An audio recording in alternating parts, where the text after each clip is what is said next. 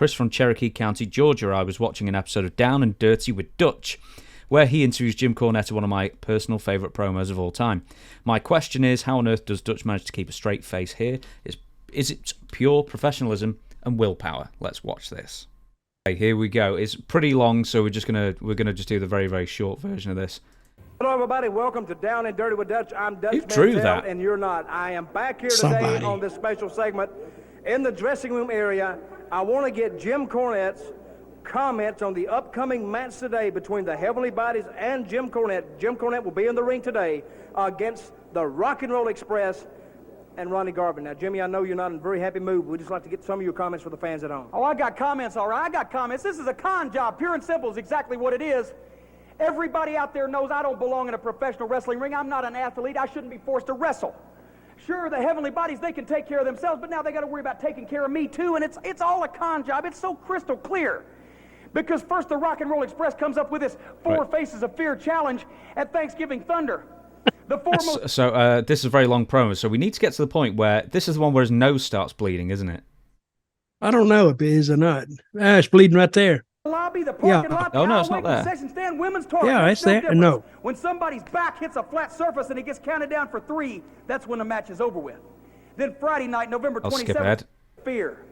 And it is bleeding now, you're isn't gonna it? Look at the referee for now we have to look at blood. Yes. No, that's not the. Such a shadow. Disqualification. I don't think so. Out to make it to his feet now. This death match, pure and simple. The rules. No, that is blood, isn't it? Don't count. When a guy gets Look pinned. like it.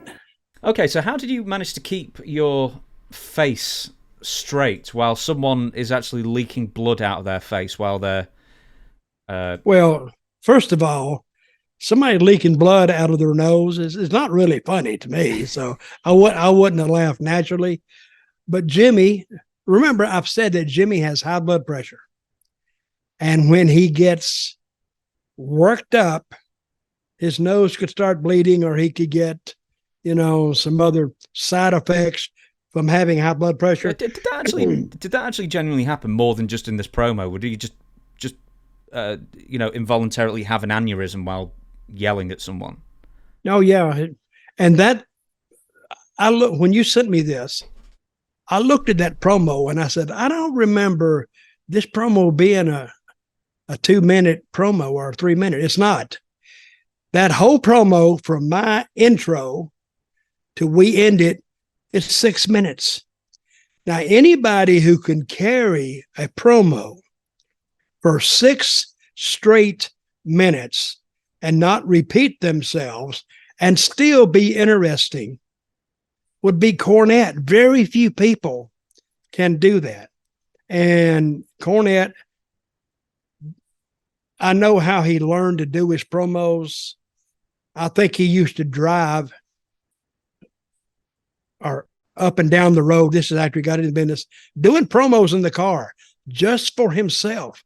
But before he even got into wrestling business, he would do it at home to himself and record it.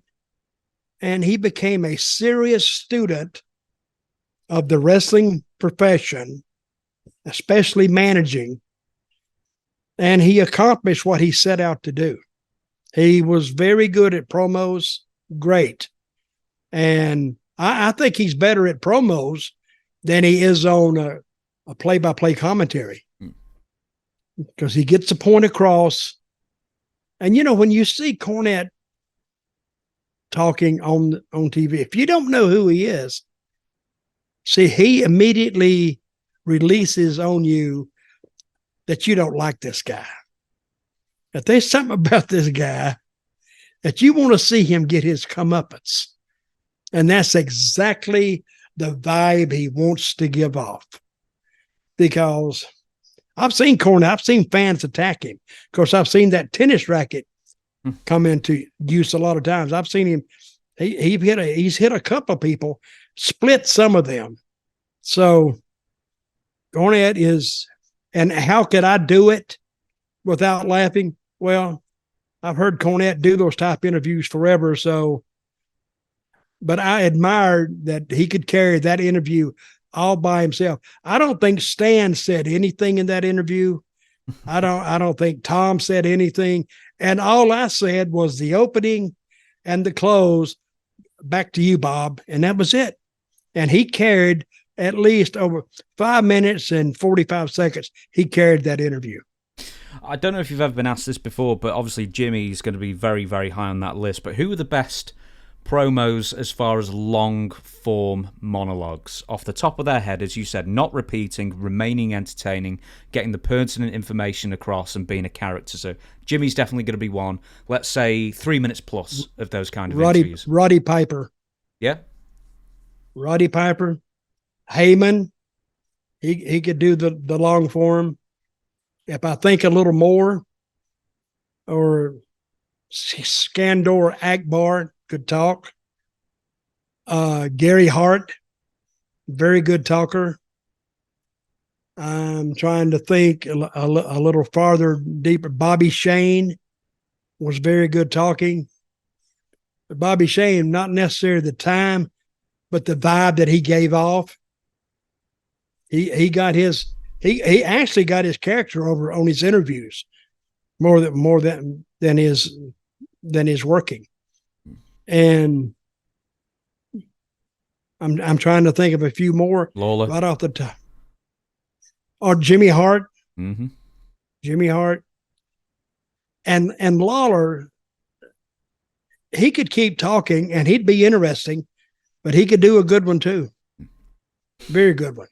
So in the history of the wrestling business, I would say there's probably 5 and certainly less than 10. Captain Lou. Mm-hmm. Captain Lou could talk just anything. And as long as he got back to what he was talking about, and he'd still get over. He was entertaining. You didn't know what he was going to say. So that's my list right now.